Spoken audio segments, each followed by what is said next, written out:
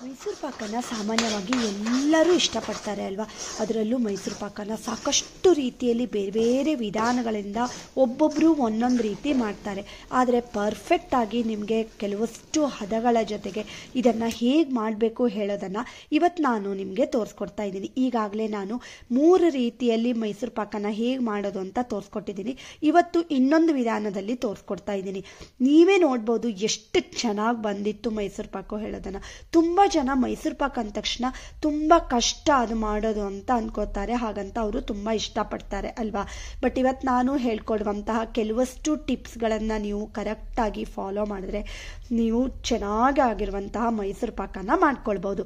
ನೀವು ಇಲ್ಲಿ ನೋಡ್ಬೋದು, ಮಿಡ್ಲಲ್ಲಿ ಸ್ವಲ್ಪ ಬ್ರೌನ್ ಕಲರ್ ಆಗಿಬಿಟ್ಟು ಮೇಲ್ಗಡೆ ಮತ್ತು ಕೆಳಗಡೆಗೆ ನೋಡಿ ಯೆಲ್ಲೋಯಿಶ್ ಆಗಿ ಬಂದಿದೆ. ತುಂಬಾ ಚೆನ್ನಾಗಿ ಬಂದಿತ್ತು. ಸೇಮ್ ಅಂದರೆ ಸೇಮ್ ನೀವು ಮಾರ್ಕೆಟಿಂದ ಬೇಕ್ರಿಯಿಂದ ತಂದಿರೋಂಥ ರೀತಿಯಲ್ಲಿ ಈ ಮೈಸೂರು ಪಾಕ ಬಂದಿತ್ತು. ಸೊ ಈ ಮೈಸೂರು ಪಾಕನ ನಾನು ನಿಮಗೆ ಪರ್ಫೆಕ್ಟಾಗಿ ಹೇಳ್ಕೊಡ್ತಾ ಇದ್ದೀನಿ. ಯಾರೂ ಎಲ್ಲೂ ಮಿಸ್ ಮಾಡ್ಕೊಳ್ಳದೆ ಎಂಡ್ವರೆಗೂ ನೋಡಿಕೊಂಡ್ರೆ ಒಂದು ಬೆಸ್ಟ್ ಮೈಸೂರು ಪಾಕನ ನೀವು ಕೂಡ ಕಲ್ತ್ಕೊಳ್ಬೋದು. ಹಾಗಾದರೆ ಹೇಗೆ ಮಾಡೋದು ಅಂತ ನೋಡ್ತಾ ಹೋಗೋಣವಾ, ಸ್ಟಾರ್ಟ್ ಮಾಡೋಣವಾ. ಹಲೋ ಎವ್ರಿವಾನ್, ನಾನು ಸುಷ್ಮಾ. ವೆಜ್ ವಂಡರ್ಸ್ ಚಾನಲ್ಗೆ ಸ್ವಾಗತ, ಸುಸ್ವಾಗತ. ಫಸ್ಟ್ ನೋಡಿ, ನಾನು ಸ್ಟವ್ ಆನ್ ಮಾಡಿಬಿಟ್ಟು ಒಂದು ಕಡಾಯಿನ ಇಟ್ಕೊಳ್ತಾ ಇದ್ದೀನಿ. ಅದಕ್ಕೆ 1 ಕಪ್ ಆಗುವಷ್ಟು ಕಡಲೆ ಹಿಟ್ಟನ್ನು ಹಾಕ್ಕೊಳ್ತಾ ಇದ್ದೀನಿ. ಹೀರಾ ಕಡಲೆ ಹಿಟ್ಟು ತುಂಬ ಚೆನ್ನಾಗಿ ಬರುತ್ತೆ. ಅದು ಸಿಕ್ಕಿಲ್ಲ ಅಂದರೆ ಬೇರೆದಾದರೂ ಓಕೆ ಫ್ರೆಂಡ್ಸ್. ಮತ್ತು ಫಸ್ಟ್ ಟಿಪ್ ಏನಂದರೆ, ನೀವು ಈ ರೀತಿ ಕಡಲೆ ಹಿಟ್ಟನ್ನು ಹುರ್ಕೊಳ್ಳುವಾಗ ಒಂದು ಸ್ವಲ್ಪ ದಪ್ಪ ತಳದ ಕಡಾಯಿನ ತೊಗೊಳ್ಬೇಕು. ಯಾಕಂದರೆ ಅದು ಈವನ್ ಆಗಿ ಫ್ರೈ ಆಗಬೇಕು. ಈ ಕಡಲೆ ಹಿಟ್ಟು ತುಂಬಾ ಫ್ರೈ ಮಾಡೋದು ಬೇಡ, ಜಸ್ಟ್ ಅದು ಪರಿಮಳ ಬರೋದಕ್ಕೆ ಸ್ಟಾರ್ಟ್ ಆಗುತ್ತೆ ಅಲ್ವಾ, ಅಷ್ಟರವರೆಗೆ ಫ್ರೈ ಮಾಡಿಬಿಟ್ಟು ಅದನ್ನು ತೆಗೆದು ಒಂದು ಪ್ಲೇಟ್ಗೆ ಈಗ ಹಾಕಿ ಒಂದು ಸ್ವಲ್ಪ ಈ ರೀತಿ ಹರಿಗಿಟ್ಕೊಂಡ್ರೆ ಒಂದು 5 ನಿಮಿಷಕ್ಕೆ ಅದು ತಣ್ಣಗಾಗ್ಬಿಡುತ್ತೆ. ಸೊ ಈ ರೀತಿ ಇದನ್ನು ತಣ್ಣಗಾಗೋದಕ್ಕೆ ಅಂತ ಇಟ್ಕೊಳ್ಳಿ. ಇದಿಷ್ಟು ಫಸ್ಟ್ ಸ್ಟೆಪ್. ಓಕೆನಾ. ಸೆಕೆಂಡ್ ಸ್ಟೆಪ್ ಏನಂದರೆ, ನಾವು ಅದು ತಣ್ಣಗಾಗ್ತಾ ಇರುತ್ತೆ, ಹಾಗೆ ಈ ಕಡೆಗೆ ಮೈಸೂರು ಪಾಕಕ್ಕೆ ಒಂದು ಟ್ರೇಯನ್ನು ರೆಡಿ ಮಾಡ್ಕೊಳ್ಳೋಣ. ಹಾಗೆ ನೋಡಿ, ಚೆನ್ನಾಗಿರಕ್ಕೆ ಎಲ್ಲ ತುಪ್ಪ ಎಲ್ಲ ಹಚ್ಚಿ ರೆಡಿ ಮಾಡಿಕೊಂಡ್ರೆ ತುಂಬ ಈಸಿಯಾಗಿ ನಾವು ಡಿಮೋಲ್ಡ್ ಮಾಡೋದಕ್ಕೆ ಆಗುತ್ತೆ. ಓಕೆನಾ. ನೆಕ್ಸ್ಟ್ ನೋಡಿ, ಥರ್ಡ್ ಸ್ಟೆಪ್ ಏನಂದರೆ, 1.5 ಕಪ್ ಆಗುವಷ್ಟು ನಾನು ಸಕ್ಕರೆನ ತೊಗೊಂಡಿದ್ದೀನಿ. ಇನ್ನೊಂದು ಸ್ವಲ್ಪ ನಿಮಗೆ ಸಿಹಿ ಜಾಸ್ತಿ ಬೇಕು ಅಂದರೆ ಕೂಡ ಒಂದು ಮುಷ್ಟಿಯಷ್ಟು ಹಾಕ್ಕೊಳ್ಬೋದು ಜಾಸ್ತಿ. ಓಕೆನಾ. ಹಾಗೆ 3/4 ಕಪ್ ಆಗುವಷ್ಟು ನೀರನ್ನು ಹಾಕ್ಕೊಂಡಿದ್ದೀನಿ. ಈಗ ನೋಡಿ, ಇದನ್ನು ಸ್ಟವ್ ಮೇಲೆ ಇಟ್ಬಿಟ್ಟು ಸ್ಟವ್ ಆನ್ ಮಾಡಿಬಿಟ್ಟು ಸಕ್ಕರೆ ಪಾಕನ ಮಾಡ್ಕೊಳ್ಳೋದಕ್ಕೆ ಅಂತ ಇಟ್ಕೊಂಡಿದ್ದೀನಿ. 1 ಕಪ್ ಕಡಲೆ ಹಿಟ್ಟು, 1.5 ಕಪ್ ಆಗುವಷ್ಟು ಸಕ್ಕರೆನ ತೊಗೊಂಡಿದ್ದೀನಿ. ಹಾಗೆ 3/4 ಕಪ್ ಆಗುವಷ್ಟು ನೀರು ಹಾಕಿ ಅದನ್ನು ಬಾಯ್ಲ್ ಆಗೋದಕ್ಕೆ ಅಂತ ಇಟ್ಕೊಂಡಿದ್ದೀನಿ. ಹಾಗೆ ಈ ಕಡೆಗೆ ಕಡಲೆ ಹಿಟ್ಟು ತಣ್ಣಗಾಗಿತ್ತಲ್ವಾ, ಸೊ ಅದನ್ನು ಈಗ ಜರಡಿ ಮಾಡ್ಕೊಳ್ತಾ ಇದ್ದೀನಿ. ಇದು 4ನೇ ಸ್ಟೆಪ್ಪು. ಚೆನ್ನಾಗಿ ಕಡಲೆ ಹಿಟ್ಟನ್ನು ಜರಡಿ ಮಾಡಿಕೊಂಡೇ ಯೂಸ್ ಮಾಡಬೇಕು. ಈ ರೀತಿ ನೀವು ಕಡಲೆ ಹಿಟ್ಟನ್ನು ಜರಡಿ ಮಾಡ್ಕೊಳ್ಳೋದ್ರಿಂದ ಮೈಸೂರು ಪಾಕು ಟೆಕ್ಸ್ಚರ್ ತುಂಬಾ ಚೆನ್ನಾಗಿ ಬರುತ್ತೆ. ಖಂಡಿತ ನೀವು ಒಮ್ಮೆ ಈ ರೀತಿ ಸ್ಟೆಪ್ಪನ್ನು ಫಾಲೋ ಮಾಡಿ ನೋಡಿ. ಚೆನ್ನಾಗಿ ಇದು ಸಕ್ಕರೆ ಎಲ್ಲ ಕರಗಬೇಕು. ಇದಕ್ಕೇನು ಒಂದೇಳೆ ಪಾಕ ಆ ರೀತಿ ಎಲ್ಲ ಏನಿಲ್ಲ, ಚೆನ್ನಾಗಿ ಕರಗಿ ಬಾಯ್ಲ್ ಆಗಬೇಕು. ಓಕೆನಾ. ಹಾಗೆ ನೋಡಿ, ಇದಕ್ಕೆ ಈಗ ನಾನು 2 ಕಪ್ ಆಗುವಷ್ಟು ತುಪ್ಪನ ತಗೊಂಡಿದ್ದೀನಿ. ಇದನ್ನು ಈಗ ಸ್ಟವ್ ಆನ್ ಮಾಡಿಬಿಟ್ಟು ಬಿಸಿ ಆಗೋದಕ್ಕೆ ಅಂತ ಮೀಡಿಯಂ ಫ್ಲೇಮ್ನಲ್ಲಿ ಇಟ್ಕೊಂಡಿದ್ದೀನಿ. ಓಕೆನಾ. ಹಾಗೆ ಈ ಕಡೆಗೂ ಅಷ್ಟೇ ಸಕ್ಕರೆ ಎಲ್ಲ ಚೆನ್ನಾಗಿ ಕರಗಿಬಿಟ್ಟು ಇದು ಫುಲ್ ರೆಡಿ ಆಗಿದೆ ಸಕ್ಕರೆ ಪಾಕ. ಹಾಗೆ ಈಗ ನೋಡಿ, ಈಗ ಜರಡಿ ಮಾಡ್ಕೊಂಡಿರೋ ಅಂತಹ ಕಡಲೆ ಹಿಟ್ಟಿನ ಬಂಡಿನ ಇಟ್ಕೊಂಡಿದ್ದೀನಿ. ಹಾಗೆ ಸ್ಟವ್ ಆನೇ ಇದೆ, ನೀವು ನೋಡಿದ್ದೀರಿ ಅಲ್ವಾ. ಈಗ ರೆಡಿ ಮಾಡ್ಕೊಂಡಿರೋಂಥ ಈ ಸಕ್ಕರೆ ಪಾಕದ ಮಿಶ್ರಣ ಏನಿದೆ ಅಲ್ವಾ, ಅದನ್ನು ಈ ಕಡಲೆ ಹಿಟ್ಟಿನ ಮಿಶ್ರಣಕ್ಕೆ ಹಾಕ್ಕೊಂಡಿದ್ದೀನಿ. ಇದು 5ನೇ ಸ್ಟೆಪ್ಪು. ಹಾಗೆ ತುಪ್ಪ ಬಿಸಿ ಇಟ್ಕೊಂಡಿರೋದು 6ನೇ ಸ್ಟೆಪ್. ಓಕೆನಾ. ಈಗ ನೋಡಿ, ಇದನ್ನು ಚೆನ್ನಾಗಿ ಮಿಕ್ಸ್ ಮಾಡ್ಕೊಳ್ಬೇಕು, ಗಂಟು ಇಲ್ಲದೆ ಇರೋ ರೀತಿಯಲ್ಲಿ. ಫಸ್ಟ್ ನಿಮಗೆ ಈ ರೀತಿ ಮಿಕ್ಸ್ ಮಾಡ್ಕೊಳ್ಳುವಾಗ ಗಂಟಾಗ್ಬಿಡ್ತೇನೋ ಅಂತ ಅನ್ಸುತ್ತೆ, ಬಟ್ ಏನು ಪರವಾಗಿಲ್ಲ. ನೀವು ಇದನ್ನು ಮಗಚ್ತಾ ಇದ್ದಂಗೆನೆ ಗಂಟೆಲ್ಲ ಕರಗೋಗ್ಬಿಡುತ್ತೆ. ಒಂದು ಸ್ವಲ್ಪ ಕೂಡ ಗಂಟಿರಲ್ಲ. ಇದನ್ನು ನೀವು ಟ್ರೈ ಮಾಡಿದಾಗಲೇ ಗೊತ್ತಾಗೋದು. ಓಕೆನಾ. ಚೆನ್ನಾಗಿ ಇದನ್ನು ಮಿಕ್ಸ್ ಮಾಡ್ತಾ ಹೋಗಬೇಕು. ಒಂದು ಸ್ವಲ್ಪ ಪೇಷನ್ಸ್ ಬೇಕು ಮೈಸೂರು ಪಾಕ್ ಮಾಡುವಾಗ. ನಾವು ದಿಢೀರಾಗಿ ಮಾಡಿಬಿಡ್ತೀವಿ ಅಂತಂದರೆ ಆಗಲ್ಲ. ಸ್ವಲ್ಪ ಕಡಿಮೆ ಕ್ವಾಂಟಿಟಿಯಲ್ಲಿ ತೊಗೊಂಡ್ರೆ ಬೇಗ ಆಗುತ್ತೆ. ಬಟ್ ನಾನು ಮೆಜರ್ಮೆಂಟ್ ಕಪ್ಪಲ್ಲಿ 1 ಕಪ್ ಆಗುವಷ್ಟು ಫುಲ್ ತೊಗೊಂಡಿದ್ದೀನಿ ಅಲ್ವಾ.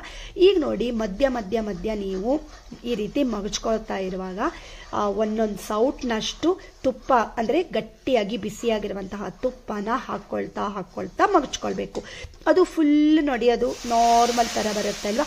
ಪುನಃ ಇನ್ನೊಂದು ಸೌಟ್ ತುಪ್ಪನ ಹಾಕ್ಕೊಳ್ಳೋದು. ಬಿಸಿ ತುಪ್ಪನೇ ಆಗಬೇಕು. ಈಗ ನೋಡಿ ಕಂಟಿನ್ಯೂಸ್ ಆಗಿ ನೀವು ಇದನ್ನು ಮಾಡ್ತಾನೆ ಹೋಗಬೇಕು. ಲಾಸ್ಟ್ ಪ್ರೊಸೀಜರ್ವರೆಗೂ ಇದನ್ನು ನೀವು ಫಾಲೋ ಮಾಡಬೇಕು. ನೋಡಿ ಅದು ಫುಲ್ ನಾರ್ಮಲ್ ಆಗೋ ಥರ ಕಾಣಿಸ್ತಾ ಇದೆ ಅಲ್ವಾ. ಇವಾಗ ಪುನಃ ಇನ್ನೊಂದು ಸೌಟ್ ತುಪ್ಪನ ಹಾಕ್ಕೊಳ್ತಾ ಇದ್ದೀನಿ.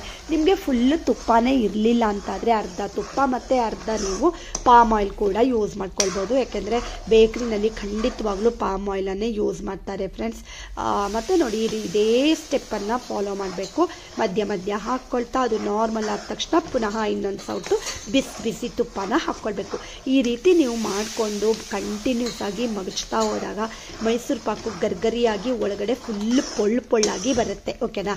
ನೋಡಿ ಈ ರೀತಿ ಕಂಟಿನ್ಯೂಸ್ ಇದನ್ನು ನಾನು ಮಗಚ್ತಾನೆ ಇದ್ದೀನಿ. ಇದಿಷ್ಟು ರೆಡಿ ಮಾಡುವಾಗ ಆ್ಯಕ್ಚುಲಿ ನನಗೆ ಒಂದು ಅರ್ಧ ಗಂಟೆ ಬೇಕಾಯಿತು. ಓಕೆನಾ.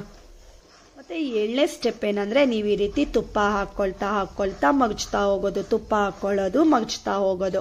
ಇದು ಕಂಟಿನ್ಯೂಸ್ ಆಗಿ ನೀವು ತುಪ್ಪ ಖಾಲಿ ಆಗೋ ತನಕನೂ ಇದೇ ಸ್ಟೆಪ್ಪನ್ನೇ ಫಾಲೋ ಮಾಡಬೇಕು. ಮತ್ತು ನೋಡಿ ಫ್ರೆಂಡ್ಸ್, ಈಗಾಗಲೇ ನಾನು 3 ರೀತಿಯಲ್ಲಿ ಮೈಸೂರು ಪಾಕ್ ಮಾಡೋದನ್ನು ತೋರಿಸ್ಕೊಟ್ಟಿದ್ದೀನಿ. ಅದರಲ್ಲೂ ನಮ್ಮ ಅಕ್ಕ ಅಂತೂ ತುಂಬಾ ಫೇಮಸ್ ಅವರು ಮೈಸೂರು ಪಾಕ ಮಾಡೋದಕ್ಕೆ. ಈಗಾಗಲೇ ಅಕ್ಕ ಮಾಡಿರುವಂತಹ ಮೈಸೂರು ಪಾಕನ್ನು ನಾನು ನಿಮ್ಮ ಜೊತೆಗೆ ಶೇರ್ ಮಾಡಿದ್ದೀನಿ. 1.5 ಲಕ್ಷ ವ್ಯೂಸ್ ಕೂಡ ಬಂದಿದೆ ಫ್ರೆಂಡ್ಸ್. ತುಂಬಾ ಚೆನ್ನಾಗಿ ಬರುತ್ತೆ ಅದು ಕೂಡ. ಹಾಗೆ ಇದನ್ನು ಕೂಡ ಟ್ರೈ ಮಾಡೋದನ್ನು ಮರಿಬೇಡಿ. ಪರ್ಫೆಕ್ಟ್ ಆಗಿರುವಂತಹ ಮೈಸೂರು ಪಾಕು ರೆಡಿ ಆಗುತ್ತೆ ಫ್ರೆಂಡ್ಸ್. ನಾನು ಹೇಳಿರುವಂಥ ಈ ಸ್ಟೆಪ್ಗಳನ್ನು ನೀವು ನಿಜವಾಗ್ಲೂ ಫಾಲೋ ಮಾಡಿದ್ರಿ ಅಂತಾದರೆ ನೀವು ಇಲ್ಲಿ ನೋಡ್ಬೋದು. ಇವಾಗ ನೋಡಿ ಫುಲ್ ಅದು ನಾರ್ಮಲ್ ಆಗ್ತಾ ಇದೆ ಅಲ್ವಾ. ಪುನಃ ತುಪ್ಪ ಹಾಕ್ಕೊಳ್ತೀನಿ. ಇದೇ ರೀತಿ ಮಾಡ್ತಾನೆ ಹೋಗಬೇಕು. ಅದೇನಾಗುತ್ತೆ, ಕಡಲೆ ಹಿಟ್ಟು ಫುಲ್ ಬಿಸಿ ತುಪ್ಪ ಬಿದ್ದಾಗ ಅರಳ್ಕೊಳ್ತಾ ಹೋಗುತ್ತೆ. ಅವಾಗ ಏನಾಗುತ್ತೆ, ಲಾಸ್ಟಲ್ಲಿ ಫುಲ್ ಫ್ಲಫಿಯಾಗಿ ಬರುತ್ತೆ. ಮತ್ತು ಅದು ಫುಲ್ ಹೋಲ್ ಆಗಿ ಬರುವಂಥ ಜೇನುಗೂಡಿನಂಥ ಮೈಸೂರು ಪಾಕ ರೆಡಿ ಆಗುತ್ತೆ ಫ್ರೆಂಡ್ಸ್. ನೋಡಿ ಈಗ ಲಾಸ್ಟಲ್ಲಿ ನಾನು ಒಂದು ಸ್ವಲ್ಪ ಉಳಿದಿತ್ತಲ್ವ ಅದಷ್ಟನ್ನು ಹಾಕ್ಕೊಂಡ್ಬಿಟ್ಟಿದ್ದೀನಿ. ಈಗ ನೋಡಿ ಕಂಟಿನ್ಯೂಸ್ ಆಗಿ ಇದನ್ನು ಮಗಚ್ತಾನೆ ಹೋಗಬೇಕು.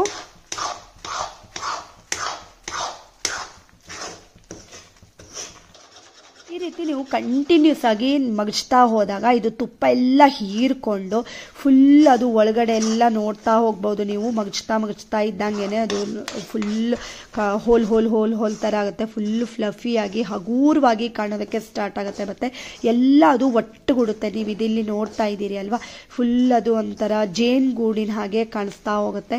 ಇದು ಒಂದು ಪರ್ಫೆಕ್ಟ್ ಆಗಿರುವಂತಹ ಹದ. ಈ ಹದಕ್ಕೆ ಬಂದ ತಕ್ಷಣ ನೀವು ಇದನ್ನು ಒಂದು ಮೌಲ್ಡ್ಗೆ ಹಾಕ್ಕೊಳ್ಬೇಕಾಗತ್ತೆ ಫ್ರೆಂಡ್ಸ್. ಮತ್ತೆ ನೋಡಿ ಈ ಮೈಸೂರು ಪಾಕ ನಾನು ಟ್ರೇಗೆ ಹಾಕೋದು ಮಾತ್ರ ಮಿಸ್ ಆಯಿತು. ಯಾಕೆಂದರೆ ಅದು ಒಂದು ಹದಕ್ಕೆ ಬಂದ ಮೇಲೆ ನಾವು ಲೇಟ್ ಮಾಡಿಬಿಟ್ರೆ ಫುಲ್ ಮೈಸೂರು ಪಾಕು ಪುಡಿ ಆಗಿಬಿಡುತ್ತೆ. ನನಗೆ ಅಲ್ಲಿ ಸ್ಟ್ಯಾಂಡ್ ಸೆಟ್ ಮಾಡ್ಕೊಳ್ಳೋದಕ್ಕೆ ಟೈಮ್ ಆಗಿಲ್ಲ. ಅದಕ್ಕೋಸ್ಕರ ನಾನು ಈ ಟ್ರೇಗೆ ಆಗಿಂದಾಗಲೇ ಟ್ರಾನ್ಸ್ಫರ್ ಮಾಡಿಬಿಟ್ಟೆ. ಸೊ ಇವಾಗ ನೋಡಿ ಅದು ಫುಲ್ ತಣ್ಣಗೂ ಆಗಬಾರ್ದು ಮತ್ತು ಫುಲ್ ಬಿಸಿನೂ ಇರಬಾರ್ದು, ಮೀಡಿಯಮ್ ಆಗಿರುವಾಗ ನಾನು ಇದನ್ನು ಕಟ್ ಮಾಡಿ ಇಟ್ಕೊಳ್ತಾ ಇದ್ದೀನಿ. ಬಟ್ ಇದನ್ನು ನೀವು ತೆಗೆಯುವಾಗ ಮಾತ್ರ ಫುಲ್ ತಣ್ಣಗಾಗಿರಬೇಕು. ಅಂದರೆ ಮಾತ್ರ ಇದು ಪರ್ಫೆಕ್ಟ್ ಆಗಿರುವಂತಹ ಒಂದು ಮೈಸೂರು ಪಾಕ್ ಶೇಪಲ್ಲಿ ಬರುತ್ತೆ. ಓಕೆನಾ. ಮತ್ತು ಸ್ಟೆಪ್ ನಂಬರ್ 8 ಏನಂದರೆ ಇದು ಫುಲ್ ತಣ್ಣಗಾದ್ಮೇಲೆ ನಾನು ಇದನ್ನು ಮಗಚ್ತಾ ಇದ್ದೀನಿ. ನೋಡಿ ಫ್ರೆಂಡ್ಸ್, ಸುಮಾರು ಒಂದು ಈ ಮೈಸೂರು ಪಾಕನ ಹೊಯ್ದು 3/4 ಗಂಟೆ ಆಗಿತ್ತು. ಈಗ ಒಂದು ಪ್ಲೇಟ್ಗೆ ಈ ಮೌಲ್ಡನ್ನು ಮಗಚಿದ್ದೀನಿ. ಎಷ್ಟು ಚೆನ್ನಾಗಿ ಅದು ಬಿಟ್ಕೊಂಡು ಬರುತ್ತೆ. ನೀವು ಚೆನ್ನಾಗಿ ತುಪ್ಪ ಕೂಡ ಹಚ್ಚಿಟ್ಕೊಂಡಿರಬೇಕು, ಇಲ್ಲಾಂದರೆ ಅದಕ್ಕೆ ಸ್ಟಿಕ್ ಆಗಿಬಿಡುತ್ತೆ. ಸೊ ಈ ರೀತಿ ಬಟರ್ ಪೇಪರ್ ಏನು ಬೇಕಾಗಲ್ಲ ಕೆಳಗಡೆಗೆ. ಎಷ್ಟು ಮಿಡ್ಲಲ್ಲಿ ಬ್ರೌನ್ ಕಲರ್ ಆಗಿ ಮೇಲ್ಗಡೆ ಮತ್ತು ಕೆಳಗಡೆ ನೋಡಿ ಎಷ್ಟು ಯೆಲ್ಲೋಯಿಶ್ ಆಗಿ ಎಷ್ಟು ಚೆನ್ನಾಗಿ ಬಂದಿದೆ. ಪರ್ಫೆಕ್ಟ್ ಬೇಕ್ರಿ ಸ್ಟೈಲ್ನಲ್ಲೇ ಈ ಮೈಸೂರು ಪಾಕ್ ರೆಡಿಯಾಗಿದೆ ಫ್ರೆಂಡ್ಸ್. ಶೇಪ್ ಮಾತ್ರ ನಿಮಗೆ ಯಾವ ಥರ ಶೇಪ್ ಬೇಕು ಅಂತ ನೋಡಿಕೊಂಡು ಶೇಪನ್ನು ಕೊಡ್ಬೋದು. ಮತ್ತು ಫುಲ್ ಪೊಳ್ಳಾಗಿ ಕೂಡ ಬರುತ್ತೆ. ನೀವು ಇಲ್ಲಿ ನೋಡ್ಬೋದು ಹೇಗೆ ಪೊಳ್ಳಾಗಿದೆ ಇದು ಅಂದ್ಕೊಂಡು. ಮತ್ತು ನಾನು ಈ ರೀತಿ ಕಟ್ ಮಾಡ್ಕೊಂಡು ಆದಮೇಲೆ ಪುನಃ ಇದರಲ್ಲಿ ಮಿಡ್ಲಲ್ಲಿ ನಾನು ಕಟ್ ಮಾಡ್ಕೊಳ್ತಾ ಇದ್ದೀನಿ. ಯಾಕೆಂದರೆ ಇಷ್ಟು ದೊಡ್ಡ ಪೀಸು ಒಬ್ಬರಿಗೆ ತಿನ್ನೋಕ್ಕಾಗಲ್ಲ, ಮುಖ ಕಟ್ಟುತ್ತೆ ಅಂತ ಹೇಳ್ತೀವಿ ನಮ್ಮ ಕಡೆಗೆ. ನೀವು ಏನು ಹೇಳ್ತೀರಿ ಅಂತ ಗೊತ್ತಿಲ್ಲ ಫ್ರೆಂಡ್ಸ್. ಒಂದೇ ಸಾರಿ ಜಾಸ್ತಿ ತಿನ್ನೋಕ್ಕಾಗಲ್ಲ ಅಲ್ವಾ ಮೈಸೂರು ಪಾಕು. ಸೊ ಅದಕ್ಕೋಸ್ಕರ ನಾನು ಫುಲ್ಲು ದೊಡ್ಡದಾಗ್ಬಿಡ್ತು ಈ ಪೀಸ್ ಹೇಳ್ಕೊಂಡು. ಇದ್ರ ಮಿಡ್ಲಲ್ಲಿ ಪುನಃ ಈಗ ನಾನು ಕಟ್ ಮಾಡ್ಕೊಳ್ತಾ ಇದ್ದೀನಿ.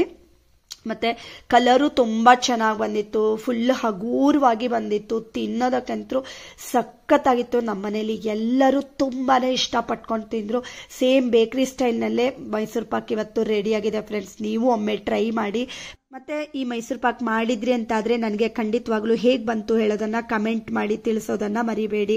ವಿಡಿಯೋ ಇಷ್ಟ ಆದರೆ ಗೊತ್ತೇ ಇದೆ ಅಲ್ವಾ, ಲೈಕ್ ಮಾಡಿ, ಶೇರ್ ಮಾಡಿ, ಮತ್ತೆ ಸಬ್ಸ್ಕ್ರೈಬ್ ಮಾಡಿ. ಇನ್ನೊಂದು ಒಳ್ಳೆ ವಿಡಿಯೋ ಜೊತೆ ಬರ್ತೀನಿ. ಅಲ್ಲಿವರೆಗೂ take care. Thank you for watching.